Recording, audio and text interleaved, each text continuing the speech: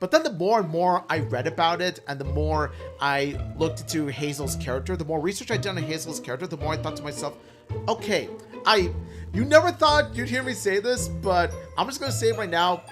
This series has the potential. It has the chance to be decent. What? What are you saying, Omid? This show could be decent. What? How can you make me believe that this you wish would actually be great? Plot-wise, maybe good, but animation-wise is another thing too. It doesn't look that great. It really doesn't, because you think it's actually that good? When I look at because I looked at the promo images, and I do see that the 3D animation looks pretty smooth in my opinion. Wow, that's saying something too. You gotta give me like a 10 out of 10 of a cartoon in order for me to actually believe that Fairly Oddparents is going to strive in Nickelodeon. But no, it's at the moment right now, the reputation kind of like is tarnished right now. It's really rock bottom for me when it comes to the Fairly Oddparents. Well, without further ado, let's actually start up the episode and let's actually talk about, well, okay, so let's talk about a cartoon that I kind of shit-talked a long time ago about, but this time around I actually do want to, Shut up! Don't bring that up right now. But out of everybody's surprise, I think out of my surprise mostly, this actually turned out to be pretty good. Let's actually talk about Fairly Oddparents: A New Wish. Yes. So So we're actually going to do a first impressions on Fairly Oddparents, A Brand New Wish. What happens during our first impressions that we've watched the first 2 episodes and actually analyze what has been going on in those 2 episodes. So let's actually break it down here and actually talk about, well, Fairly Oddparents: A New Wish having a brand new character. It's not Timmy Turner anymore, it's Hazel. What are your thoughts on Hazel now? Because she feels like a different kind of character than Timmy Turner. You know, when I first heard that there's going to be a Fairly Oddparents new series to begin with, but I heard the first announcement, my eyes were kind of rolling. It's like, oh God, here we go again. But then when I saw Hazel, and the more I learned about Hazel, the more I admire her. Simply being because of the fact of how the show does something different by having a godchild with her own struggles, her own needs, her own wants, her own personalities. Like, it's just refreshing to have someone other than Timmy Turner for a change. So the thing is that when I first saw the trailer, the obvious big thing that came up was Hazel. The fact that this girl is brand new. She seems like, I don't know. Like, the thing is that when you first saw it, like those first glimpses on that previous episode we've done, the only thing we see is that this is just a brand new girl. It's not Timmy Turner. It is literally a brand new girl. I don't know what is up with her. That is until we actually see the first couple episodes. It does make sense why she needs Fairly Oddparents. Exactly. And when you look at Hazel's character, you can see how it makes all the more sense why she needs Fairly Godparents. And I said before that she has her own struggles, which we're gonna bring up. But needless to say, like I said, the more you look at Hazel's character, the more you understand why she's the next godchild. Yeah, so it does make sense why Hazel will be a god kid to Fairly Oddparents. To actually talk about the Fairy Godparents right now, Cosmo and Wanda. Now, you would expect that what Timmy Turner did was that they appeared over in a 9-ball and literally just appeared as Timmy Turner's Fairly Godparents. This time around, they actually act as humans, retired from being godparents and actually are humans. Just living in the real world, just living in the human world. So your first impressions on the fact that Cosmo and Wanda got introduced like this instead of being just magically popping up. Yeah, when I saw Cosmo and Wanda as humans, I thought to myself, this is a really inventive way to reintroduce Cosmo and Wanda in a new Fairly Oddparents reboot, because it definitely gives off this introduction as a way of pleasing both the veterans who grew up with Fairly Oddparents like we did, and also newcomers who don't know about Fairly Oddparents but still want to check out the show because it looks appealing. This is a way to introduce Cosmo, Wanda, as the Fairy Godparents without the Fairy God part in the beginning, but then as time passes, you do see the reveal that they're actually fairies. You know what's weird though? Like, even if they're humans, they still do magic here and there. Yeah, and you do see the glimpses of them doing magic, which gets Hazel to be pretty sus of them. She the more she notices them, the more she thinks that there's something strange about them. To which she warns her parents, but then her parents are sort of like busy helping Cosmo Wanda out with packing. Yeah, but it's more of like Cosmo and Wanda introducing themselves to the neighborhood because they live in that same building. Yeah, and not only do they live in the same building, not only are they living the human life, but you come to find out later on that they're actually retired. Exactly, yeah. So, no, it didn't come in until, like, I think in that episode where we get to hear that Cosmo and Wanda are retired. And I'm like, oh, wait a minute. So if they're retired, that means Timmy Turner has been, like, grown up. He's probably over 18 years old now. And that was their last god kid. Yeah, he's probably he probably grows up to be a muscular adult going to work, and then he has his two kids. I get it. You watch Channel Chasers. Channel Chasers. Yeah, I get it. You watch Channel Chasers. Okay. Channel Chasers will have a special place in my heart. It's good. No, it's a good movie. Yes, we're not going to that future where he actually turns into like a freaking old man, like begging for money. You watch the first episode of Fairly Oddparents. Yes. No, so yeah, that leads to the question of what happened to Timmy Turner. Is this because the way that the timeline is, it's now like many years into the future now or something, and Cosmo Wanda retired, and now they met up with this family, and they met up with this god kid, and it seems that they're going to be Fairly Oddparents. But again, we'll discuss more of this when we go on to the episode itself. Let's actually talk about the mom and dad of Hazel. How do you feel about the parents of Hazel? It's not like mom and dad's from Timmy Turner, you know? Yeah, I'm just going to say this right now.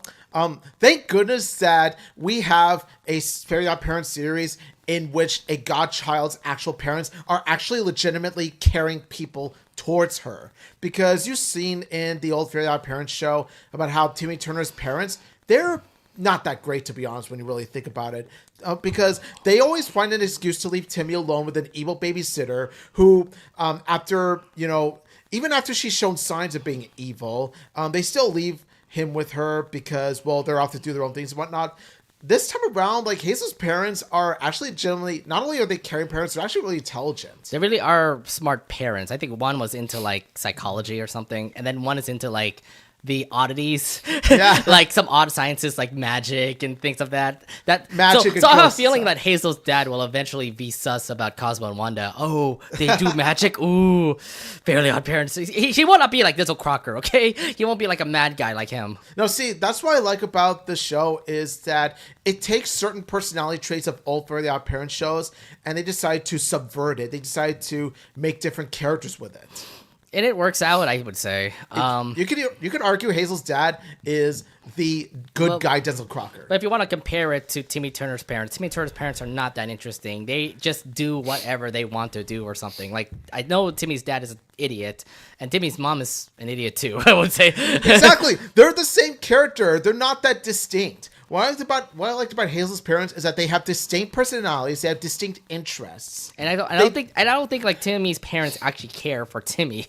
They kind of care for themselves. They didn't care one bit about him. Yeah, so I do like this impact for Hazel's parents because it feels very great for her. Like, hey, Hazel's parents, they're just more caring and loving. There's no babysitter that's actually rocking over Hazel or anything. Wait until they have an episode of that come out soon. And see, that's exactly why I respect the series so much already.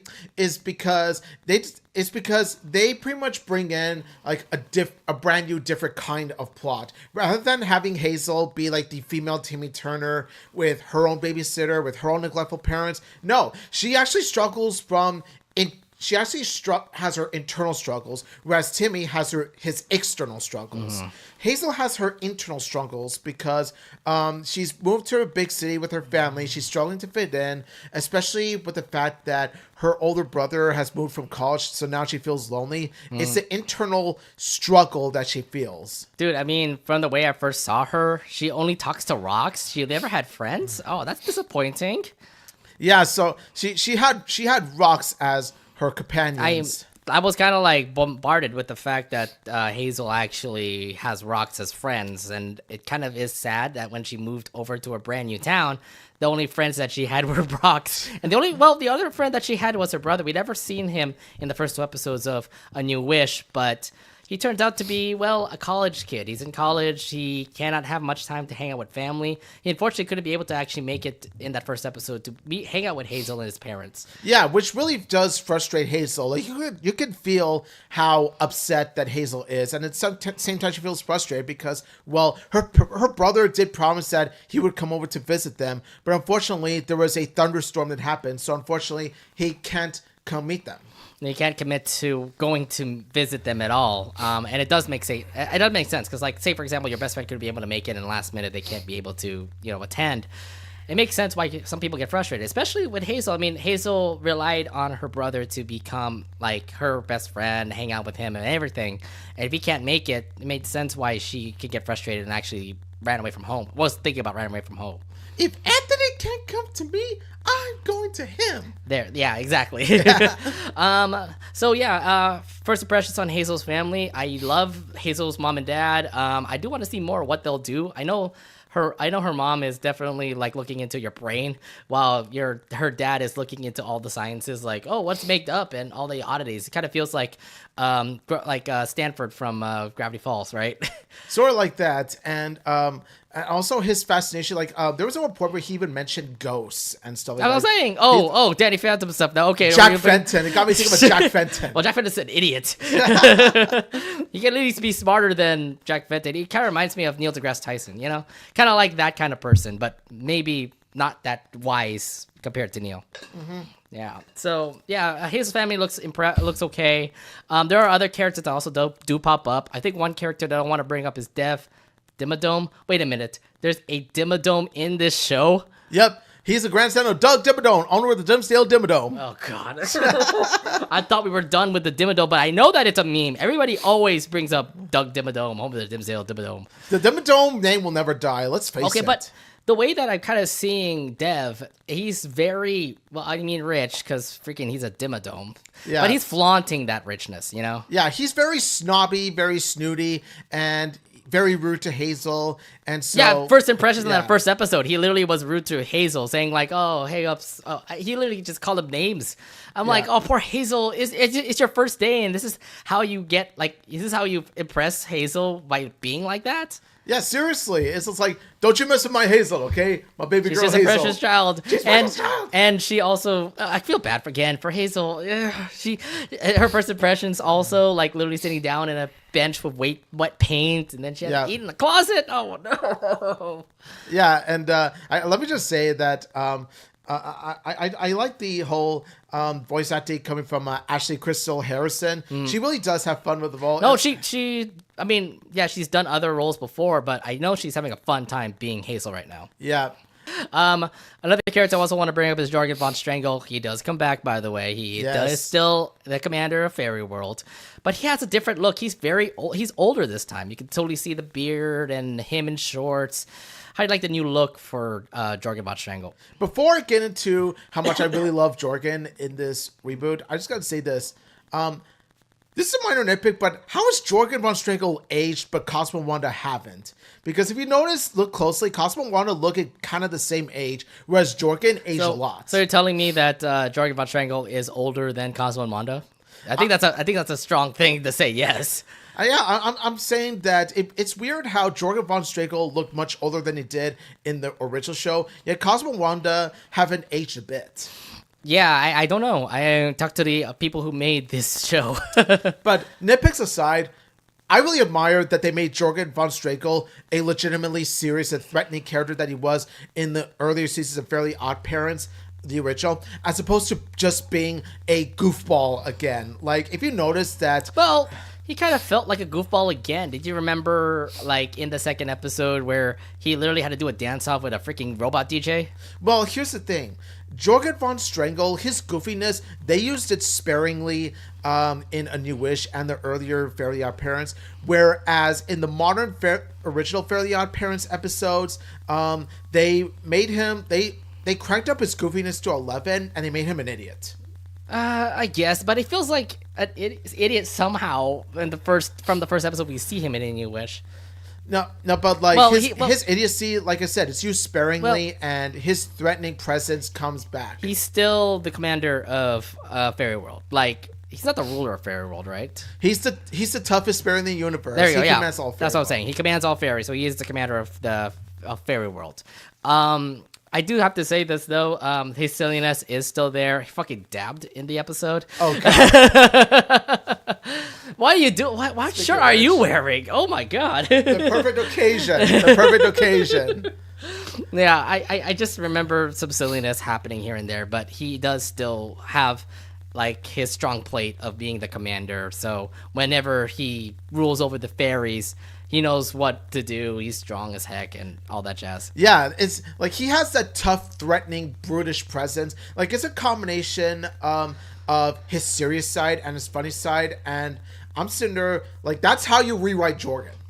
Yeah. Well, if anything, Jorgen von Strangel is like kind of reminds me of like season 1 Jorgen with a little bit of season 8 Jorgen. Okay.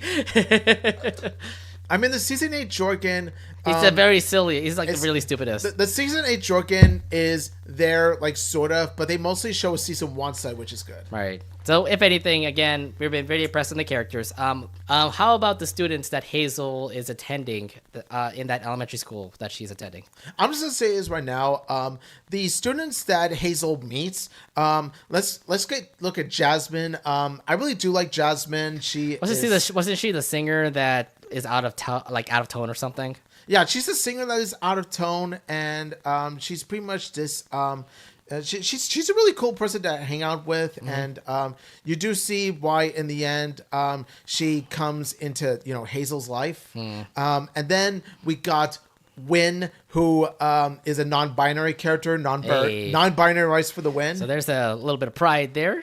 He'll show up there. So yeah, they're pretty much shown to be the cool skater type, and they're pretty much shown to be very humble at it. They don't feel snobbish or any kind of jerk. They don't feel as snobbish or anything like Dev, for example. No, they show their cool side while showing a friendly, down to earth. Kind of cool. So there are other students that also got introduced, like this one soccer girl that literally says football whenever she like kicks the ball or something. Yeah. And then there's this one ASMR guy that creeped me out a little bit when I first saw him in those 2 episodes. Whispers Fred. He literally whispers like what was it when he was pouring cereal in, and he literally just makes the sound effects. I'm like, what the fuck? Actually, to be fair, that is what ASMR people do, and it's again creepy. Very, very. Stop that. No, you're gonna scare our audience now because of that. Oh god. All right, so yeah, those are the main characters, or some of the characters that came up with the Fairly Oddparents New Wish. Let's actually talk about the animation, because it's a different style of animation compared to what you saw in the Fairly Oddparents.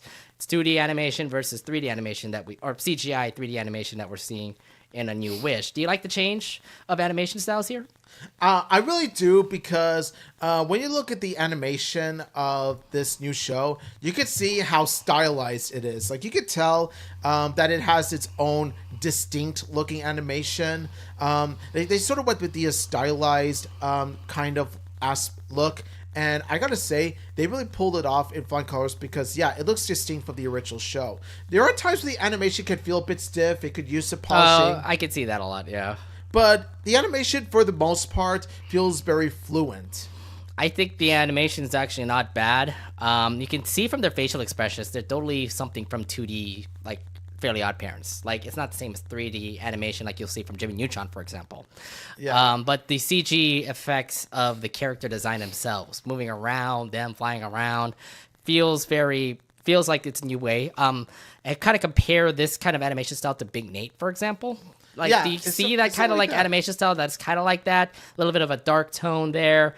And the character designs looking like the same way they got created compared to Big Nate. Kind of feels like that. I'm kind of feeling that that's sort of like going to be the new go-to in terms of the animation style of newer Nickelodeon shows. You think so? Not back to the 2D animation styles we've always been loving, like SpongeBob and Loud House, for example? I mean, there's going to be a combination of both the 2D shows, like SpongeBob and Loud House, and the 3D shows, like, this show, and I want to say Big Nate, but unfortunately that's canceled. That's gone, apparently. Paramount, what are you doing? You took down all of Big Nate's. We can't see that anymore. No, but I do like the animation style. It does have a different like twist and different style that makes me want to watch this a little bit more. And like the character designs are great. Like they all look great. Cosmo and Wanda, the Fairly Odd Parents, definitely both of them still look the same. And there's nothing wrong with them. They look like, same characters that you've seen back in the original cartoon. They really do. They pretty much, what I like about this show is that it gets its own animation style done right, while paying tribute in some way to the 2D style of Fairly Odd Parents. Now, I also do want to talk about, we kind of do have a mix of 3D and 2D in the Fairly Odd Parents. You will have like the episode run in 3D, but there are stills in the show that show the 2D animation or the 2D pictures, to say. How do you like this method of at least showing some 2D effects in the show?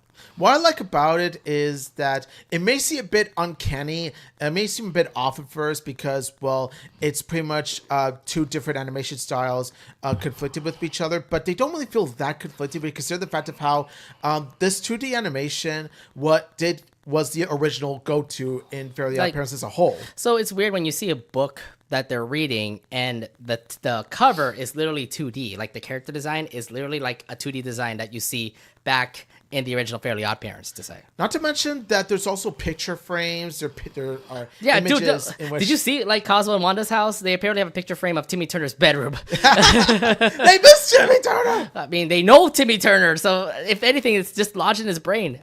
Yeah. That's kind of like what I like about this whole mix of 2D and 3D animations, that they know when to use 2D.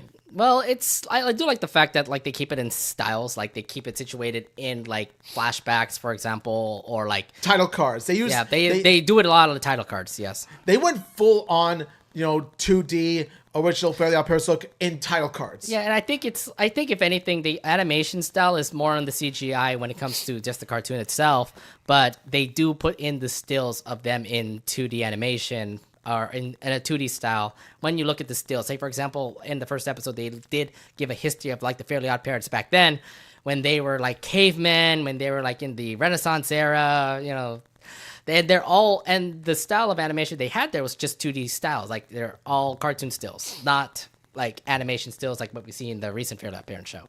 Yeah, so it's a nice way to sneak in some of the 2D animation in this 3D show without making it feel jarring. Exactly, yeah. So if anything, it is mostly CGI 3D animation, and it's been looking great so far for the New Wish, yes. It really has, I agree. Okay, so let's actually discuss the new episodes that came out. Let's actually talk about Fly, yes. So this actually is a two-parter episode. We get to see the first part where Hazel meets up with Cosmo and Wanda, and they revealed the secret that Cosmo and Wanda are Fairly Odd Parents. In the second part, Hazel tries to run away from them. She actually becomes a fly, runs away from them, and tries her best to make sure Cosmo and Wanda are really Fairly Odd Parents and stuff like that. We're not going to spoil it for you guys, but if anything, Omid, how was your thoughts on the first episode? Like, because this is supposed to be like your first impressions on how this show is going to run. When I first saw the episode, I instantly loved Hazel as a character, just by the fact of how she has this bubbly, free-spirited personality, while having some sort of like snark behind her, some sass, not really sass, but like a bit of snark to her, but she's just like a friendly, wholesome girl overall who's going through her own struggles. She's her own distinct character, and I even related to her in some ways because I had an older brother myself who moved to college, so I felt what she felt. And you could tell how she feels like a fish out of water here, and why she needed the berries for that very reason. Well, when you first get introduced to Hazel, she is alone. She talks to rocks. Her first impressions of going into a elementary school with other students was unimpressive. Dimmadome is a jerk. And also the big thing is that when I saw from this episode, she really cares for her brother, and unfortunately her brother's not there anymore because she's in college. He's in college, and this leads up to Hazel actually meeting up with Timmy, Cosmo, and Wanda. Even though Cosmo and Wanda got introduced in the show as humans. Yeah. But then as you see, throughout their first scene where they pack up into in their new place, and then they perform some sort of like fairy stuff, and then Hazel gets all sus. And then you see later on how Cosmo and Wanda go full form as fairies. Yeah, because of the whole "I wish" that Hazel brings up. Yeah, and well, I mean, I guess it's like a fairy's trigger word, right? Like "I wish." but because they haven't been fairy godparents for years, their wish granting skills are very rusty, and you do see that in this episode. Well, this is the reason why she was a fly, right? It's the reason why she was a fly. And I'm saying it does make sense that Cosmo and Wanda would be rusty when granting wishes in comparison to the original, because in the original, Cosmo and Wanda still were doing their fairy godparents career, whereas here it's pretty much a they're trying to rekindle the flame, but it's kind of hard to rekindle the flame when they haven't been fairy godparents for a while. I mean, there have been many years since they were fairy godparents to Timmy Turner. And they still have memories of Timmy Turner if you get to see from that first episode. Even like this one flashback that I saw from Cosmo, literally saying like, oh, I remember I had a god kid before, and then there was like flashbacks of him. Oh no, him going into space, for example. And there's moments of like him literally in space with Timmy and Wanda, and I thought it was actually pretty sick to have some nostalgia factor there. Yeah, what I like is that they do pay tribute in some way, shape, or form to the original Fairly Oddparents without shoving it in your face. What I like about it is that they use these Easter eggs and these references to the original very sparingly and only when necessary. Indeed, and it worked out. Like, it makes us think that Cosmo and Wanda still knows Timmy Turner. Even though they're retired, that they don't have a fairy god kid for quite a while. And the fact that like they're becoming fairy godparents again. Now they have to hone their skills, get back their skills of doing all this magic stuff, and make sure that Hazel is the one to be their god kid. Yeah, but they're off to a rusty start so far because, I mean, well, they made her fly, and she was about to get eaten by a Venus flytrap. Because, yeah, they make her into a literal fly. They made her a literal fly, and then she was gonna do whatever it takes to get to her brother, but at the same time, she has the instincts of a fly. So there was that time where she actually went into a French fry and literally was about to eat one. So what I would say is that the funniness of Fairly Oddparents are still back. It makes me like Hazel a whole lot more, that she's kind of clueless when it comes to godparents. And we also love the silliness of Cosmo and Wanda again. Like, they were still funny as it is back in the original series. Yeah, I mean, of course, back when the original series was good. Yeah, back when they were good. I know that the recent Fairly Oddparents stuff was absolutely not what we wanted. Yeah, but like the modern original Fairly Oddparents episodes. Yeah, don't get me started on those. Either way, I mean, it's a good first impression of who Hazel is, and the fact that the Fairly Oddparents are still Fairly Oddparents. I do like how Cosmo and Wanda are still there, even though Timmy Turner's gone. Hazel's now their new god kid, and it turns out to be great. Yeah, Cosmo and Wanda are done really well here because of the fact of how they feel like a loving couple again, and they feel like lovable characters again. Whereas later on, when they got flanderized, Cosmo got flanderized later on into too much of an idiot, and Wanda became a nag in the later Fairly Oddparents seasons. Here, however, they're back to the original forms. They're back to their golden age. Mm-hmm. Either way, good first impressions on the first episode, and it made me want to go into the second episode. So it's like, oh, cool. I want to see what other things can we actually see from the Fairly Oddparents New Wish. This leads us to the second episode of the Fairly Oddparents, which is a two-parter. The first 50-minute episode is called The Department of Magical Violations. Literally, DMV. Yes. I'm like... Yeah, in the real world... you don't want to hear those three letters come together. But this episode, we get to see Jorgen von Strangle, and apparently, Fairly Cosmo and Wanda actually broke the rules, knowing the fact that Hazel was supposed to have a different god kid than Cosmo and Wanda. So Cosmo and Wanda ended up going through these trials in the DMV, and we'll see if they can get. If Cosmo and Wanda can become Hazel's fairy godparents. But how'd you like this episode? Well, I really do like this episode because of what I mentioned about Jorgen von Strangle being awesome again. And of course, you do see the different tests that Hazel, Cosmo, and Wanda go through in order to prove that Cosmo and Wanda are suitable godparents to Hazel, but then you do see them fail at first, but then as time goes on, you do see the Cosmo and Wanda do actually prove their worth. Well, actually, no. Well, I don't know. I don't know about that. Sort of, but it's kind of because, the new godparent that Jorgen assigns to Hazel sucks terribly. Cookie, yes, because everybody loves cookies. Yeah, like but what I like about it is that Cookie may seem on surface like an appealing godparent to Hazel because, well, her name's Cookie, she likes cookies, but the thing is that she doesn't quite know what flavor cookie that Hazelnut does like. She doesn't like chocolate chip. She likes oatmeal. Oatmeal chocolate chip. Oatmeal so it's a different dough. Okay, we get it. I also do want to put up this whole violation of rules. I don't know about the rules if they always change it all the time, but you can actually wish your fairy godparents.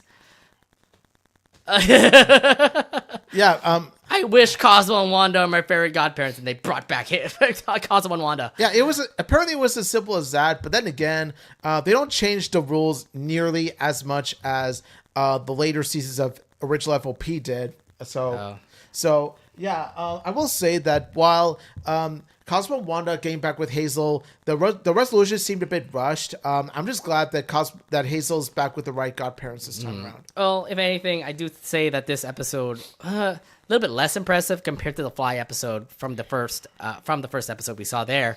If anything, I did like Jorgen back. He definitely looks different. His silliness is still there as well. The Cookie fairy, definitely, I didn't want that to be my fairy godparent if I was a 10-year-old kid. Yeah, no. It was torturing. She was torturing Hazel with all those cookies, to be fair. Like, I love cookies as much as the next guy, but damn, don't give me diabetes, you know? I don't mean no diabetes. But yeah, I mean, undoubtedly, little bit disappointing on that second episode. But another episode that actually did air in this 30-minute run was this episode called Teacher's Pal. This is where Hazel actually wishes to become a friend towards the teachers of the school, and it turns out to work out until their standardized test was about to come up. Yeah. And you could see how Hazel is still struggling to make friends, and she's aware that she has this big test coming up. But what happens is that she doesn't know where to quite fit in, and because she overestimates her maturity, she says that she wishes to be friends with the teachers after making a good first impression on her actual teacher here.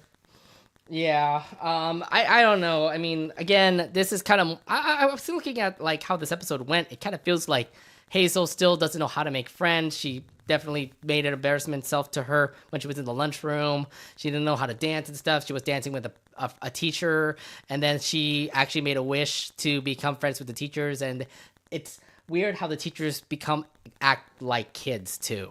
And I'm like, oh, this is weird.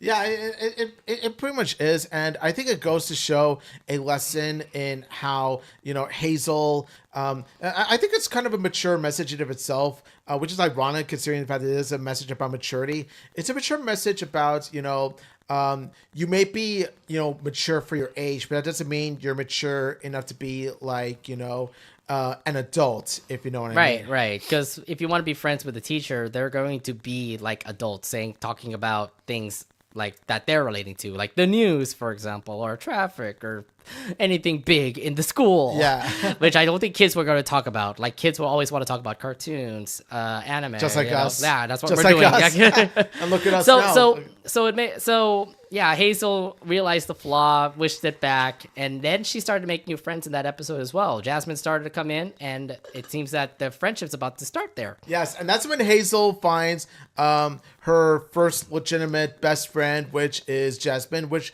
like I said before, Jasmine is a legitimately good friend for Hazel to have, and this is the kind of company that she needs, especially when her brother's away for college and she feels lonely. Jasmine was definitely what she needed. So yes, I do have to say again, this is an okay episode, a little bit better than the first that little bit better than the episode that the DMV episode that came up before this one, how it came up in the 30-minute block. I do like how Hazel's thinking about her wishes. You can see that some of the wishes that she brings up does have its flaws, seeing the teachers become kids, for example. But she will learn eventually that she will make friends in that school, and it's starting to happen when you saw that ending in that episode. Yeah, and also I find it interesting how they make the principal the antagonistic character. Like, did you see She kind of looks like that principal from the Fairly Odd Parents. Yeah, only they made her into like a mean, strict principal. Yeah. Whereas And also, shout outs to Gray Griffith. I think that's her voice. yeah. Whereas in the original Fairly Odd Parents, the principal was nice and down to earth. Mm-hmm. Kind of like the teacher here. Like the teacher here was nice and down to earth here in this new season. So I kind of find it interesting how like it's sort of a role reversal in which in the original Fairly Odd Parents, you had this mean, evil teacher with a nice, down-to-earth principal. Here, you have a down-to-earth, nice teacher with a mean and evil principal. Yeah, I really don't know. So, if anything, again, we had 3 episodes that came out for the first 2 episodes of the Fairly Odd Parents New Wish, but you'll be continuing watching the show. Yes, as a matter of fact, not only will I be continuing to watch this episode, not only will I continue to support this episode, I actually already have. When what do you mean support the episode? No, I mean support the show. I will continue to watch and support the show. Like when you already have, like you already subscribed to like the show, you have everything recorded. Like I already have watched future episodes that came after already. This. Are you caught up? Yes, all caught up. Oh man, so he's already becoming a big fan of the New Wish here. Yes. So I've only watched 2 episodes, but I know that it is gonna get a little bit better. I do want to see how Hazel will grow up with Dev Dimmadome as like a bully towards her. I want to say like she would be like the Vicky of the Fairly Odd Parents New Wish. I really hope not. But I do want to see her other friends, Win and Jasmine. I know that they're going to be very helpful. I know that there's going to be some good episodes coming out for the Fairly Odd Parents New Wish. Hopefully it leads up to a good series, but we'll see how it goes.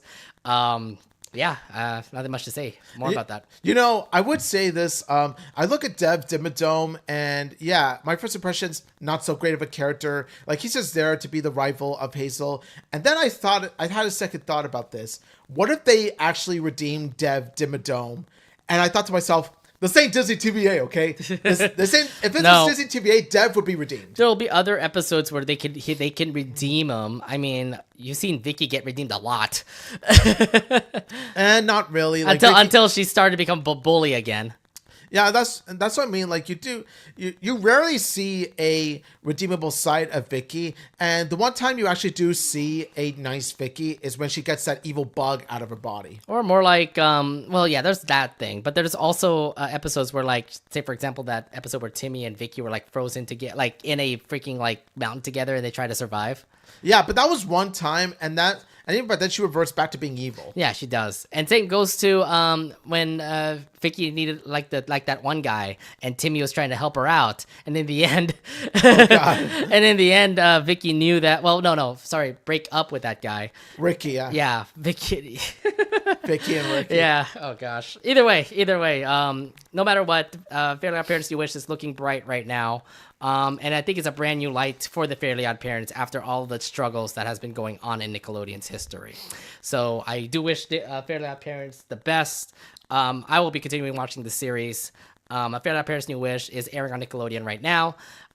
It will be coming soon to Paramount Plus. So for those who haven't seen it on Nickelodeon just yet, it will be on Paramount Plus soon.